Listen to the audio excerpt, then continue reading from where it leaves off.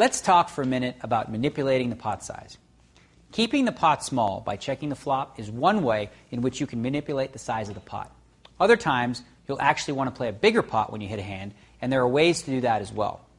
This is a concept that is even more important in a game like Pot Limit Hold'em, but if you're playing small ball poker, your approach to the game will be similar to playing Pot Limit Hold'em, since you'll rarely bet more than what's already in the pot. In another section, we touch on keeping the pot small with marginal hands. But when you have a monster hand and feel like your opponent does too, sometimes it makes sense to build a sizable pot on the flop as well.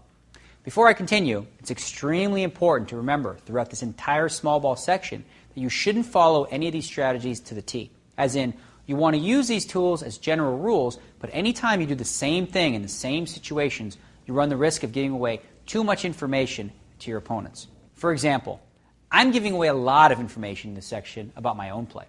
Those that are being perceptive should be able to better understand how I approach various situations, and they should be able to use that against me, provided I didn't mix it up.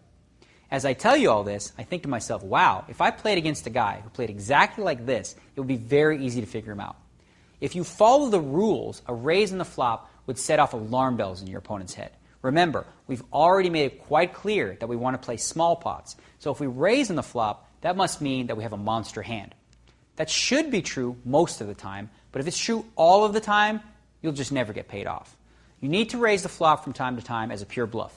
Situations where you just feel that your opponent is weak and can take the pot away from him. For example, let's say that a player raised to 600 under the gun and you call from middle position with 6-7 of hearts. The flop comes ace-jack-4. Now your opponent makes a weak-looking bet of 850 on the flop. Trust your instincts. If you don't think he has the ace, you should go after this pot on the flop with a raise. If you have chips, say 28,000 in chips at that point, risking 3,000 to win about 2,500 isn't so bad if your instincts are sharp. The reason I bring up this bluff is that it's an integral part of being able to manipulate the pot size when you actually do have a big hand and want to get paid handsomely. If you never bluff raise the flop, you'll be giving away far too much information about your hand with a raise in the flop. Now that we got that out of the way, let's look at ways to favorably manipulate the pot size in order to bust your opponent. For example, with blinds at 100, 200, and a 25 ante, you call a 600 raise from an under-the-gun raiser with pocket threes in a three-way pot with you having position. All three players have over 30,000 in chips. The flop comes 8 of spades, 7 of spades, and a 3. This isn't the type of hand you want to slow play in this situation because a lot of cards could come on the turn to kill your action. A 6, 9, 10, or spade will complete several draws, and an opponent with an overpair is likely to shut down. Let's say the initial raiser bets out 1,500 and the middle position player calls. This is the perfect opportunity to build a pot now. If you make it, say, 5,000 to go, the initial raiser may decide to re-raise in order to shut out a possible drawing hand in the middle. If he has pocket aces, he may be hoping that you have maybe 9s, 10s, or jacks and can get the hand heads up with you. So now the player with aces makes 15,000 to go, the middle position player folds, and you can now stick in the rest of your chips. At that point, the player with aces is all but committed, since he could rationalize to himself that you could have aces as well, maybe kings, or a hand like 9-10 suited. Let's take a look at another example. All fold to the small blind who raised you just a little bit. You're in the big blind with Jack-8 offsuit and call with position. Now the flop comes Jack-8-4, and your opponent bets out at you. Your dilemma is to smooth call the bet or raise the pot, now hoping that your opponent has something like ace-jack, queens, kings, or even aces.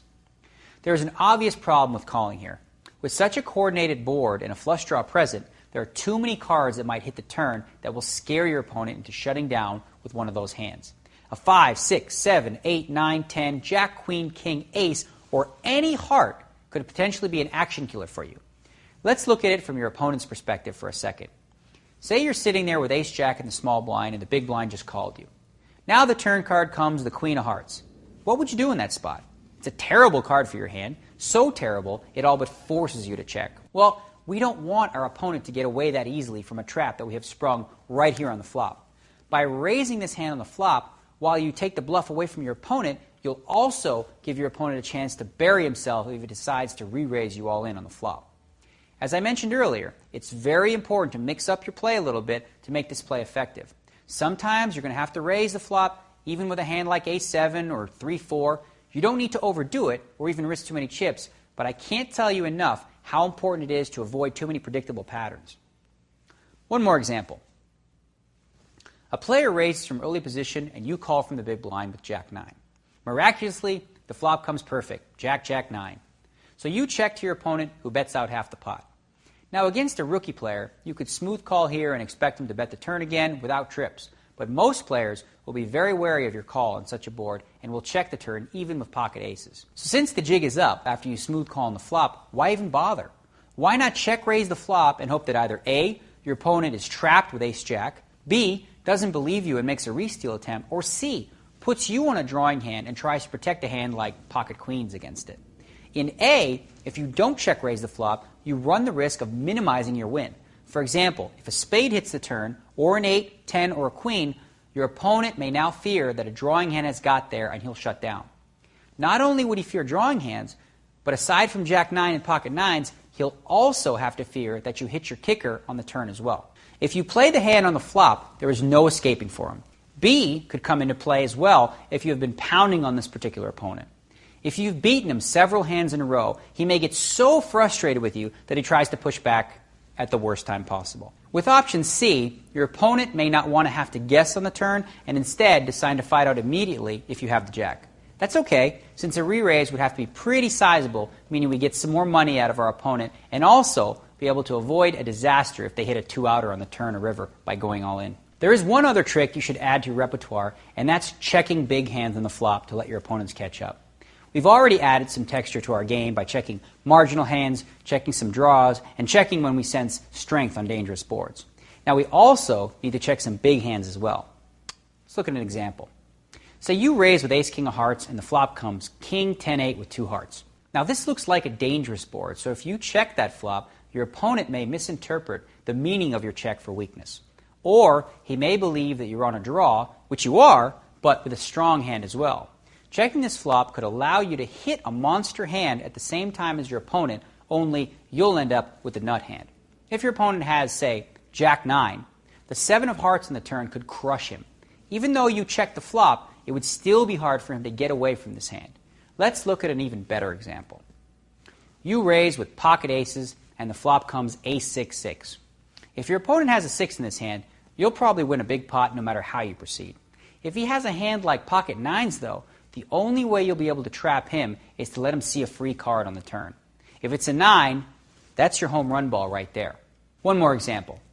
You raise with pocket aces with the ace of hearts, and the flop comes 9-6-3 all hearts.